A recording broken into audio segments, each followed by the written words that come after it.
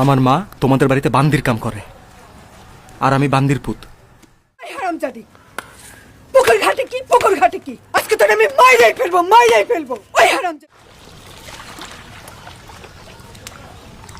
আপনার সাথে আমার কিছু কথা আছে। বলো।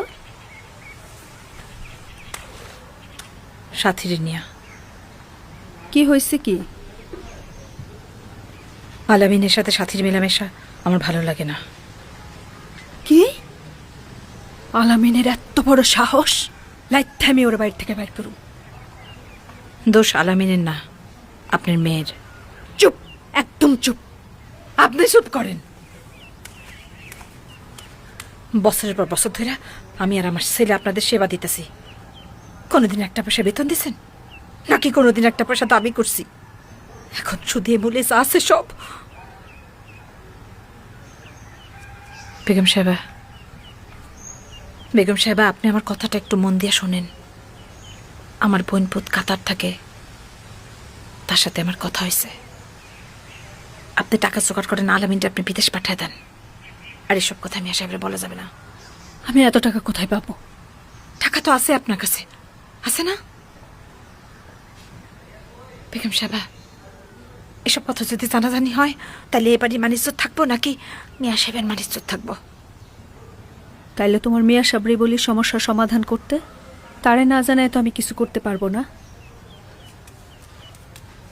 বেগম সাহেবা, আপনি আমার আলামিনরে বাঁচান।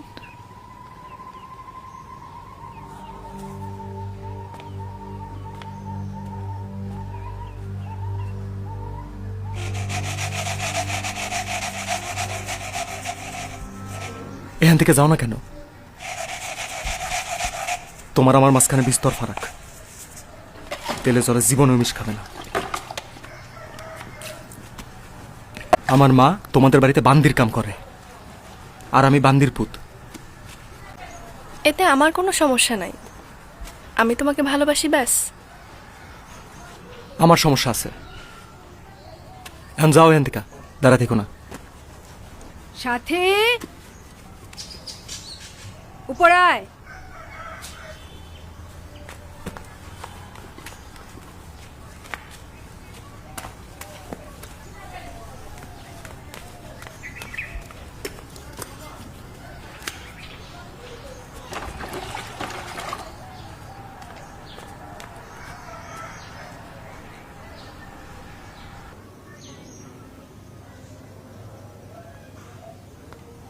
কি মা?